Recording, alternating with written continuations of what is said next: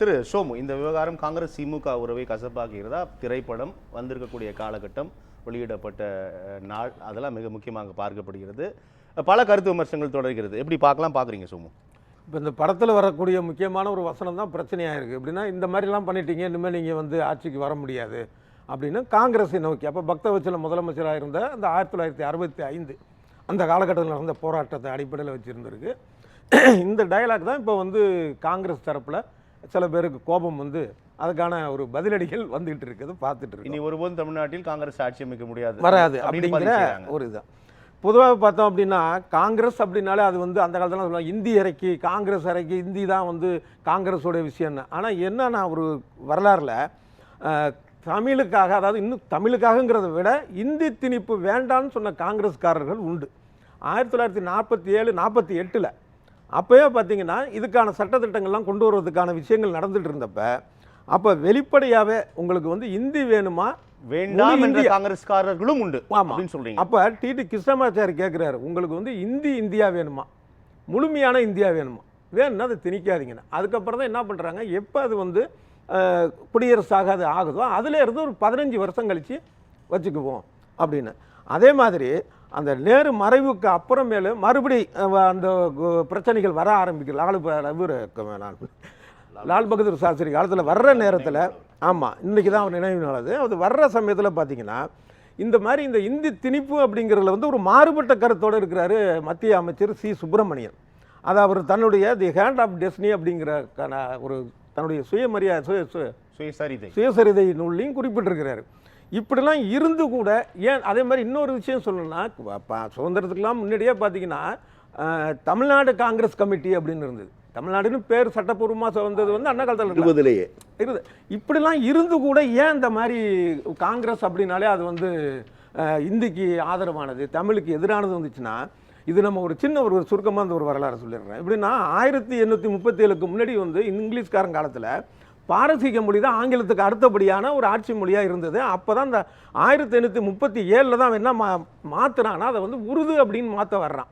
அது வந்து என்னன்னா, இந்த இந்துத்துவா ஆனால் அந்த காலத்தில் இருந்தாங்கல்ல, அவங்களுக்கு அது பிடிக்கல. இல்லை இது வந்து இந்தி வந்து தான் இருக்கணும், உருது இருக்கக்கூடாது அப்படின்னா, அதை வந்து இந்த முக்கியமாக வந்து ஒருத்தர் இந்துஸ்தானி அப்படின்ட்டு அதை வந்து என்ன சொல்கிறாருன்னா, இந்த பிரம்மன் ஒரு பத்திரிகை நடத்தியிருக்கிறாரு, அவர் சொல்லியிருக்கிறாரு இந்துஸ்தான் ஏன்னா அந்த ஒரு குரலில் முழங்குங்கன்ட்டு.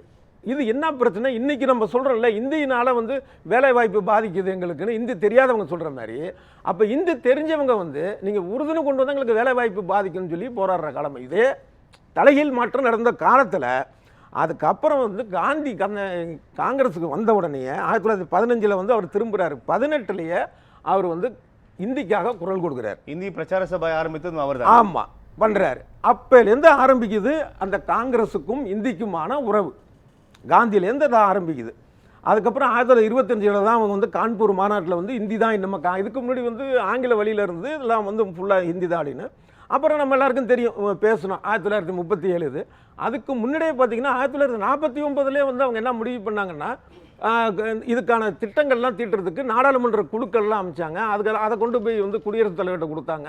அதை அப்பீல் பண்ணுற இதுக்கு அதை வந்து நிறைவேற்றுறதுக்கான பண்ண விஷயங்கள்லாம் பார்த்தாங்க. இது எல்லாமே என்ன ஆச்சு அப்படின்னா 37 65 வரைக்கும் இப்போ காங்கிரஸ்னால் இப்படி தான் அப்படிங்கிற ஒரு தோற்றம் இல்லை. அவங்க ஆட்சி காலம் தானே இது. அவங்களுடைய விஷயம் என்ன அப்படின்னா, இது ஒட்டுமொத்த நாட்டை வந்து ஒரு பல்வேறு மொழிகளாக இருக்குது, இது எல்லாம் ஒரே மொழியில் அதை வந்து நம்ம வந்து கொண்டு போனால் தான் நாட்டை வந்து ஒன்றா வச்சுக்க முடியும்னு அவங்களுடைய இது. ஆனால் அதுவே வந்து ஆபத்தானது, அது இருக்கக்கூடாது அப்படிங்கிறது தான் இந்த விஷயம் வேண்டான்னு சொல்கிறவங்களுடைய கருத்து. ஆனால் இதில் வந்து மிகப்பெரிய பண்டிதரான நேரு கூட வந்து என்னன்னா, இந்த ஒரே மொழிங்கிறதுல ரொம்ப தீவிரமாக நம்ம வரலாறு நான் புரிஞ்சுக்கிறேன். அந்த மாதிரி 2026 நான் முன்னே குறிப்பிட்ட அடுத்த மாதத்தில் தேர்தல் நம்ம எதிர்கொள்ளக்கூடிய நிலையில் இந்த படம் பேசும் அரசியல் இல்லையா, அதுதான் முக்கிய பேசுபொருளாக உருவாகி இருக்குது. இதை எப்படி புரிஞ்சுக்கலாம் நம்ம? இப்போ இந்த படத்தில் வந்து பெரிய அதாவது இந்த படத்தில் ஒரு நல்ல சுவாரஸ்யமாக படம் எடுத்திருக்கிறாங்க. அதில் வந்து ஒரு வரலாற்று தகவல்கள் மாதிரி நடந்ததை சொல்லியிருக்கிறாங்க. அதை தாண்டி இது பெரிய வந்து ஒரு அரசியல் ரீதியான எந்த கட்சியோட தொடர்பு படுத்தி இருக்கிறது என்பதுதான் மிக முக்கியமாக பார்க்கப்பட வேண்டும். அது வந்து அந்த கவி ஒரு விளக்கத்தை தந்தார். அது அப்படி பார்க்கலாம். அந்த பார்வையே வந்து தேவையான என்னுடைய கேள்வியா இருக்கு. ஏன்னா இப்போ இவ்வளவு ஏன் தேவையில்லைன்னு யோசிக்கிறீங்க? ஏன் உருவகப்படுத்த முடியும் அந்த காலகட்டத்தில்? என்னன்னா இப்போ அவ்வளவு தூரம் வந்து காங்கிரஸ் வந்து இந்திய திணிக்குதுன்னு திமுக எதிர்த்தது, இல்லை மாணவர்கள் எடுத்தாங்க, அதுக்கப்புறம் திமுகன்னு வச்சாலும் அதே இந்திரா காந்தியை தானே வந்து நேருவின் மகளேன்னு சொன்னாங்க.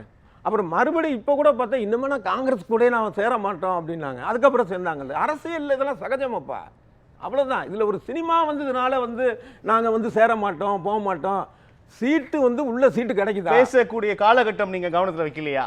இது தேர்தல், இதனால வந்து திமுகவுக்கு ஒரு ஆதரவு, காங்கிரஸுக்கு ஒரு எதிர்ப்பு அப்படின்னு பேச வேண்டிய காரணம் இல்லை. இன்னொன்று, இது வந்து திமுக வந்து நேரடியாக கட்சி சார்பாக நாங்கள் தயாரித்து கொண்டு வந்தோம், இது எங்களுடைய ஒரு பிரச்சார படம்னு சொல்லலை.